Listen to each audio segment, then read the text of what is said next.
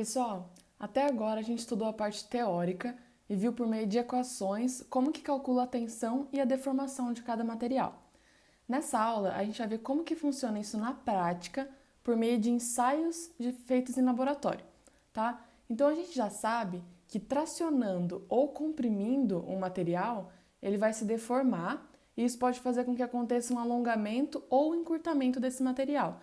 Então, por exemplo, isso aqui é um corpo de prova, tá? E essas setas aqui, elas indicam o sentido da força que está sendo aplicada na direção do comprimento desse corpo de prova, né, desse material. Ou seja, se elas estiverem apontando para dentro, significa que esse material vai sofrer uma compressão, né, vai encurtar o seu tamanho. Se a seta estiver apontada para fora, significa que ele está tracionando o material e ele vai se alongar. Então, se a gente pegar o valor dessa força P, né, e dividir pela área da seção transversal, dá para saber a tensão que atua nesse material. Se a gente pegar o valor do deslocamento sofrido por esse material e dividir pelo comprimento inicial dele, que nesse caso é L, a gente acha a deformação específica dele, tá? E como que funciona isso na prática, né, no ensaio de laboratório? Agora aqui eu vou mostrar os equipamentos que são utilizados para isso. Então, nessa imagem à esquerda, tem a máquina que faz o ensaio de tração no corpo de prova, e é chamada de máquina universal. E à direita, a gente tem uma prensa, tá? Que essa prensa vai fazer o ensaio de compressão. E aí tem essa outra imagem aqui também, da máquina que é usada para fazer o ensaio de tração em materiais dúcteis, como aço, por exemplo, né? E repara que ela tem uma garra que a gente encaixa daí essa barra de aço para fazer o ensaio. Isso tudo vai ser visto com mais detalhes na aula de materiais de construção, tá? Quando vocês forem lá para o laboratório.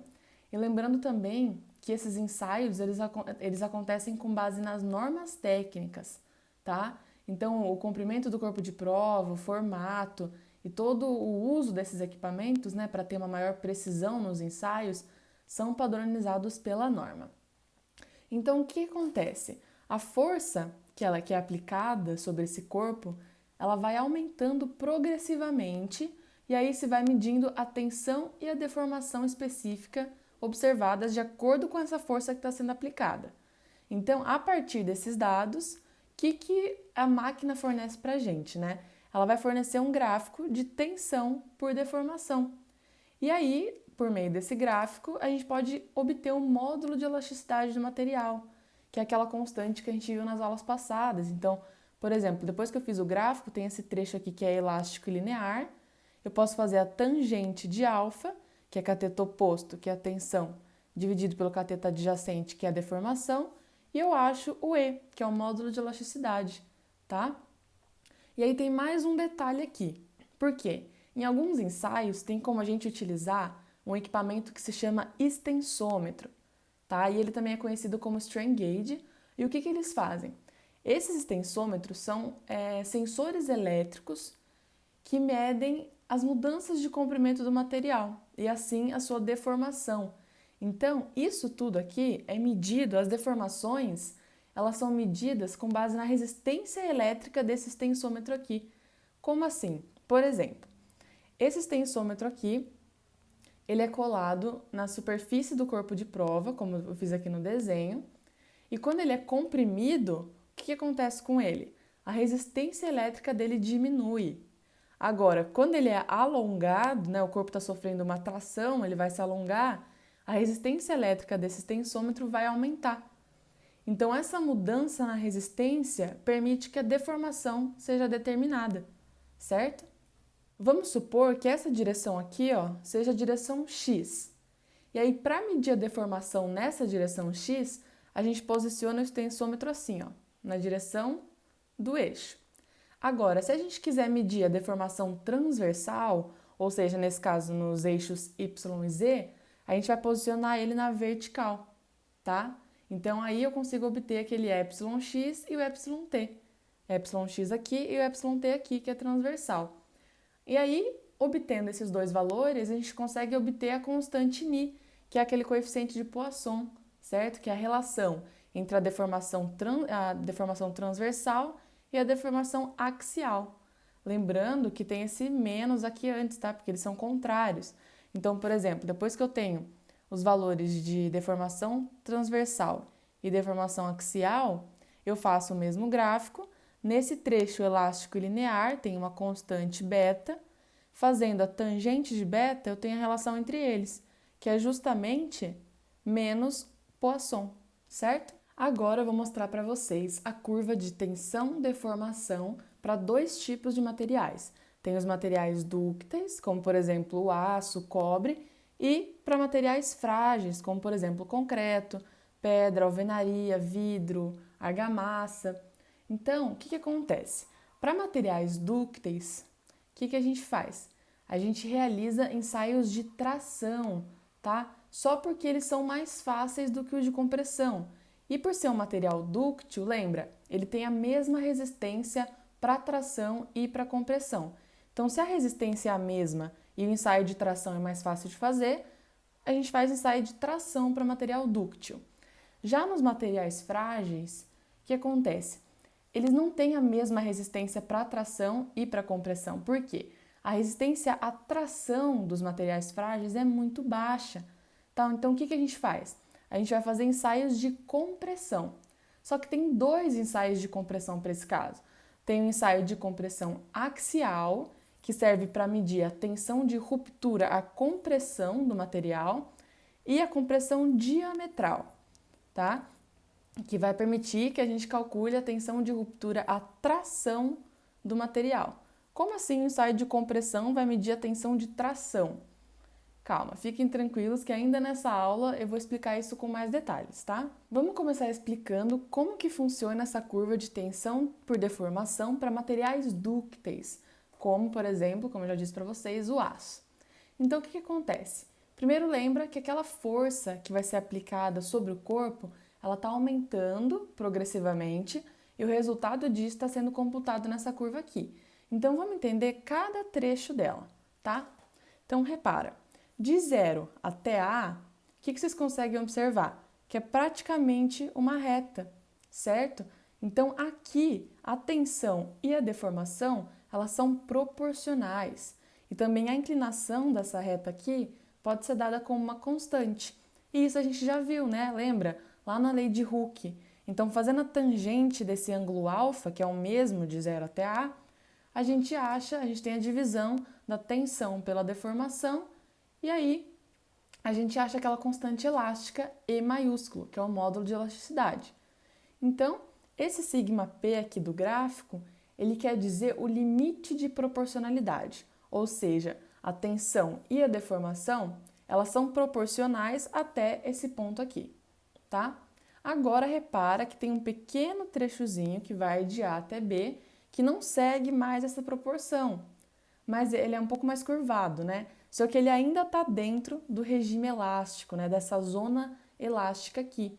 Ou seja, de 0 até B, a gente tem um trecho elástico, que significa que mesmo que tenha essas tensões e deformações atuando, se a gente parar de aplicar essa força sobre o material, ele vai voltar àquele estado original, né? Que é o estado indeformado. Então, esse sigma E aqui é o limite elástico, tá? E depois desse ponto, o que acontece? Já que aqui é o limite elástico. Depois desse ponto, o corpo não volta mais a esse estado original, né? Esse estado indeformado. Então, se a força aumentar, esse corpo de prova ele vai ficar deformado permanentemente. Como vocês podem ver agora por essas linhas tracejadas. Tá? Vai ser essa deformação agora que eles vão ter. E aí, então, o que tem de C até B? O que é esse trecho de C até B? De C até B, a gente tem um trecho que é chamado de trecho de escoamento, tá? Ou trecho de fluência. E o que vocês conseguem reparar nesse trecho? Repara que a deformação ela está aumentando, só que a tensão ela continua praticamente a mesma, tá? E de D até E, o que acontece? De D até E acontece um fenômeno que é muito importante e ele se chama estricção, tá? O que é estricção? Estricção é basicamente um encurtamento no diâmetro do material. Então, olha aqui nesse desenho que eu fiz, ó. A força está sendo aplicada, ele está sendo tracionado, chega um momento que tem esse encurtamento aqui, ó, no diâmetro do material. Então, isso daqui que a gente chama de estricção, tá? Então, ele vai se alongando até que chega um ponto, que nem representado aqui nessa letra C, que ocorre essa estricção. E depois disso, o material já entra no trecho de ruptura. Por quê? Repara que de E até F, o que aconteceu? A tensão ela diminuiu. Por que a tensão diminui? Bom, porque como tem a estricção, a área de aplicação da força também diminui, tá? Então, por isso que tem essa queda aqui. E aí, isso vai acontecer, então, até o ponto F, que é onde tem a ruptura, tá? Esse ponto F representa a ruptura do material. É importante ressaltar também que no projeto estrutural, a gente não quer ultrapassar o limite de escoamento, tá? Porque a gente não quer que a estrutura tenha deformações permanentes. Então, para não afetar a segurança da estrutura, a gente não pode ultrapassar esse limite de escoamento. Agora, vamos ver como que se dá a curva de tensão versus deformação para materiais frágeis, como é o caso do concreto. E também não esqueçam que aqui, para materiais frágeis, a gente tem 2 ensaios de compressão, né? Aqueles 2 tipos de ensaios. E vamos ver o primeiro ensaio, né? Que é onde eu coloco o corpo de prova aqui na vertical, na prensa, e essa prensa vai comprimir esse material para fazer o ensaio. Então, o que eu tenho para observar nessa curva aqui? Repara que essa curva aqui, diferente daquela que eu acabei de mostrar para vocês, ela não tem uma zona de escoamento ou fluência, né, bem definida. E também não acontece aquela estricção que a gente viu no aço, porque é um material frágil. Então, nesse gráfico aqui, tem esse trecho inicial, que é praticamente linear, né, com alfa constante, onde a gente consegue medir o módulo de elasticidade, e depois um regime não linear, né, plástico, até esse ponto que é o rompimento do material. Então, esse gráfico aqui, ele é obtido através do ensaio de compressão axial do material frágil, né, o primeiro tipo, que nem está representado aqui, ó, na direção axial. Então, ele é colocado verticalmente aqui na prensa e ela vai começar a comprimir esse corpo de prova até que ele rompa, tá? E aqui do lado eu coloquei as dimensões que são mais usadas, né, de acordo com a norma, para fazer esses ensaios, então com corpos cilíndricos, e aí tem aqui diâmetro de 15 centímetros ou diâmetro de 10 centímetros por 30 centímetros de altura ou 20 centímetros de altura. E aqui embaixo está mostrando o comportamento, a compressão e a tração do material frágil. Então, essa parte de baixo aqui é a mesma que eu acabei de apresentar para vocês, tá? E aí tem essa parte de cima que representa a tração, mas vocês conseguem reparar a diferença? Por que isso acontece? Lembra que materiais frágeis eles não têm uma boa resistência à tração, tá? Mas eu ainda vou explicar essa parte na próxima página. Beleza, mas como eu disse, tem 2 ensaios de compressão e com um deles a gente vai conseguir obter a tensão de ruptura à tração. Mas como que a gente tem essa tensão de tração, né, se a gente está fazendo ensaio de compressão? E é isso que eu vou mostrar agora.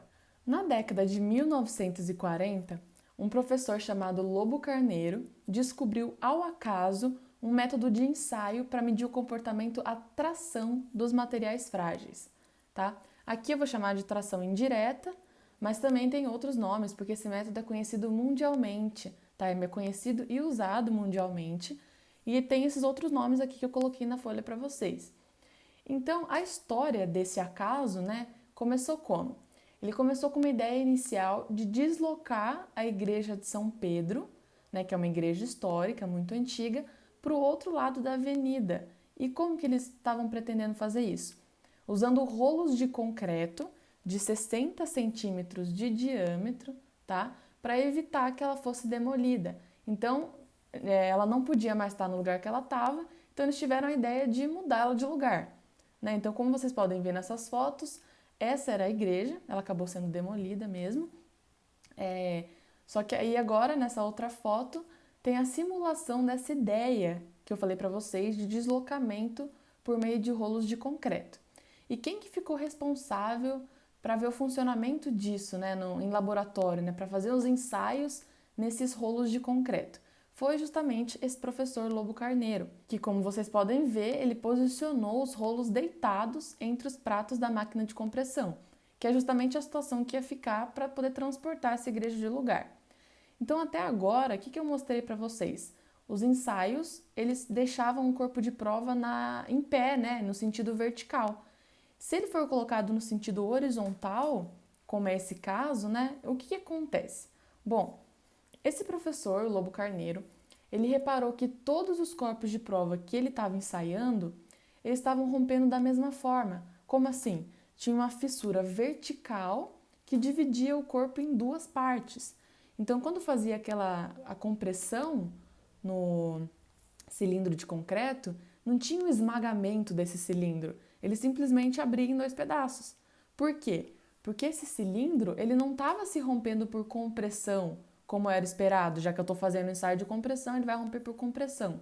Não, esse cilindro estava se rompendo por tensão de tração. Mas por que os materiais frágeis rompem dessa forma? E por que por forças de tração e não de compressão? Então, o que acontece? Quando esse corpo de prova sofre a ação de uma força concentrada, né, de uma carga concentrada, o que acontece internamente?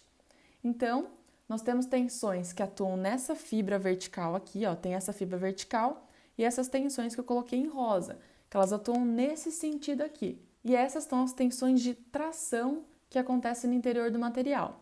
E também tem as tensões de compressão, que atuam segundo esse gráfico que eu coloquei aqui em azul, e aqui no meio é maior porque essa carga está concentrada aqui, tá?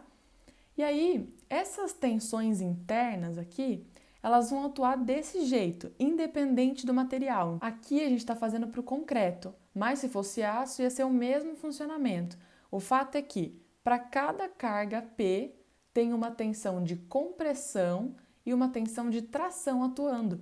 E isso vai então de 0 até o rompimento do material. E quanto que valem essas tensões de tração e de compressão? Então, para a mesma carga P desse ensaio, internamente, eu tenho atuando uma tensão de tração de 2 vezes essa carga P, né, dividido por π vezes D vezes L. Lembrando que D é o diâmetro do corpo de prova e L é o comprimento do corpo de prova. E aí eu tenho também uma tensão de compressão máxima, que ó, essa aqui do meio, que vale o quê? 6 vezes P dividido por πdl. Repara que a tensão de compressão, que atua internamente aqui ao material, ela é 3 vezes maior do que a de tração, certo? Em módulo, na verdade, né? E quais são as conclusões que a gente tira disso? Bom, vamos lembrar aqui do que eu já expliquei nessa aula através dos gráficos, que é o seguinte: os materiais dúcteis, eles têm uma resistência à tração e à compressão muito parecidas, praticamente iguais. Então, se o ensaio fosse feito num corpo de prova de aço, o que ia acontecer? Ele ia romper por qual dessas duas tensões? Ia romper por tensão de compressão. Por quê? Porque ela é 3 vezes maior do que a de tração. Então, como eles têm a mesma resistência para tração e para compressão, ele vai romper pelos esforços aqui de tensão de tração, tá? Mas por que o concreto ele não rompe por compressão? Como eu disse para vocês, ele vai romper por tração. Tanto é que ó, as forças estão nesse sentido, as tensões estão nesse sentido. Ele vai se romper abrindo essa fissura vertical aqui. Por que acontece isso com o concreto, né? Com um corpo de prova que é feito de um material frágil?